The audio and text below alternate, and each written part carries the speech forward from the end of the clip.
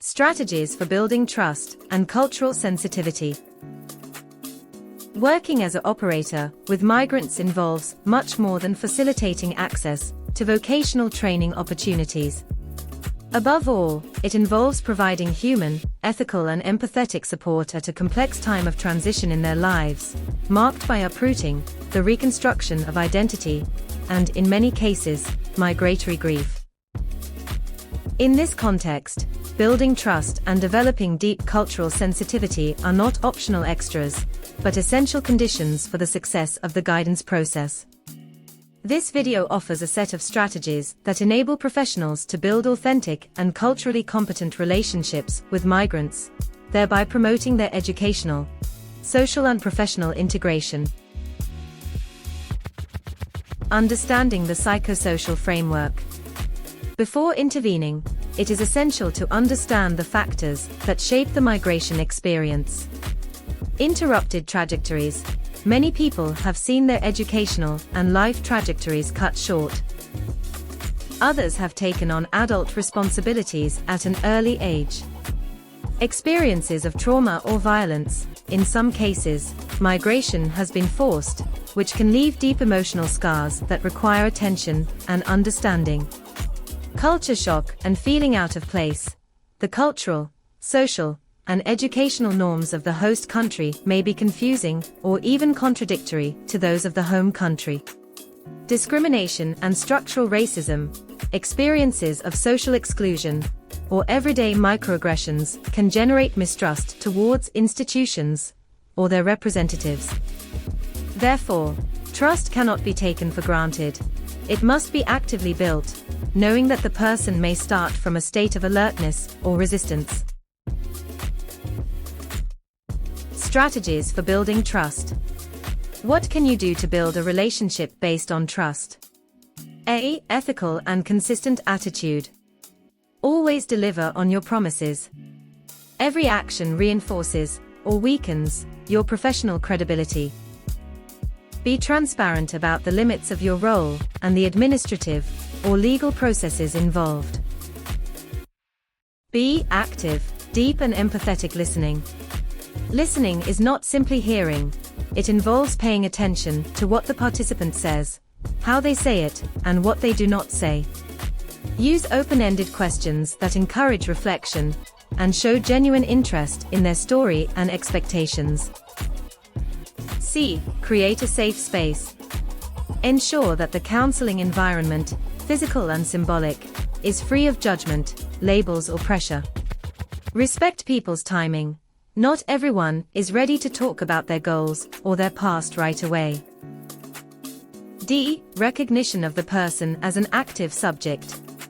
Treat the person as an active participant in their process, not as a victim or passive beneficiary. Recognize your achievements, even if they are small. Your resilience is a key resource in your professional career. Developing cultural sensitivity. Cultural sensitivity is not simply about knowing other people's customs, but about adopting an attitude of critical openness towards one's own culture and towards intercultural interaction. Some key strategies. A. Continuous training and self-reflection. Question your own prejudices, stereotypes, and frames of reference. What values guide your actions?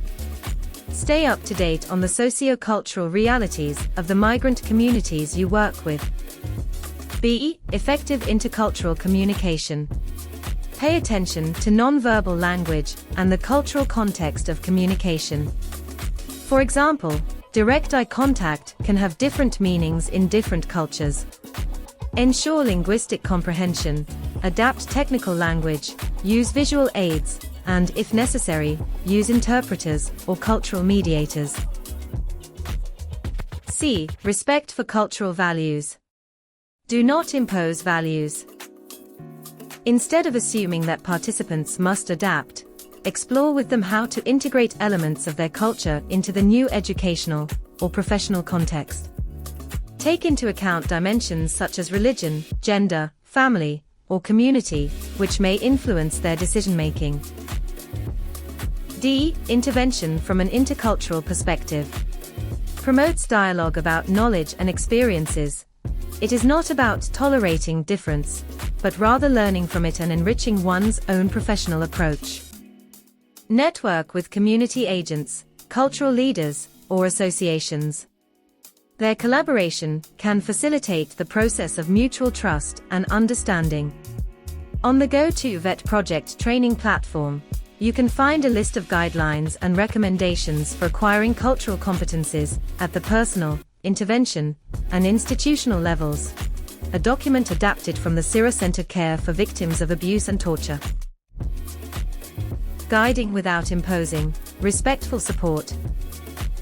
A culturally competent counselor does not merely provide information about educational pathways, but also explore the person's interests, talents, and aspirations. Compare their expectations with the real possibilities of the vocational training system. Offer options, not single solutions. Accompany them in their decision-making without directing them.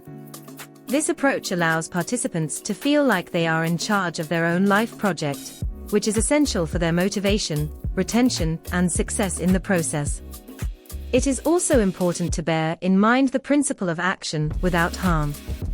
Below are some key lessons and premises of this principle. Adapted from the Psychosocial Intervention Toolkit, produced by the Jesuit Migrant Service and the CIRA-Centered Care for Victims of Abuse and Torture. 6 key lessons. 1. There is no action without impact. No intervention is neutral, and we integrate ourselves into the context in one way or another. 2. In every context, there are dividers and connectors. Dividers are factors that increase tensions, e.g. suspicion, mistrust, inequality, etc., while connectors reduce tensions, bring people together, and decrease mistrust. These factors can include institutions, attitudes, actions, values, interests, symbols, and experiences. 3. Our interventions act on dividers and connectors, and have an impact on both. 4. Our actions and our institutional and individual behavior have consequences. The transfer of resources we provide and the way we distribute them have an impact. 5. The details of an intervention matter, what our work communicates, the implicit and explicit ethical messages. 6. There are always options for our interventions. Design interventions in a way that minimizes dividers and strengthens connectors. 3 premises. 1. Analyze the context with potential dividers and connectors. 2. We understand the interaction between our intervention and the context. 3. We constantly adapt our intervention to prevent unwanted impacts and increase positive impact. Nurture the bond without overburdening it. Linked to the principle of no harm, sometimes the trust built up with the counselor can be so significant that the person places all their expectations of support on them. It is important to set clear boundaries while continuing to show warmth. Refer when necessary, recognizing that other professionals, psychologists, social workers, educators, can contribute from their areas of expertise. Take care of your professional self-care, avoiding emotional over-involvement and working as a team. Conclusion. Career guidance for migrants is not merely a matter of imparting information. It is an act of recognition, listening, and transformative support. For this relationship to be effective, trust must be built with patience, sensitivity, and commitment, respecting individual trajectories and cultural differences. Only through an authentic bond, free from paternalism and with an intercultural perspective, can migrants be helped to find in vocational training not only a job opportunity, but also a way to rebuild their life project with dignity, meaning, and a sense of belonging.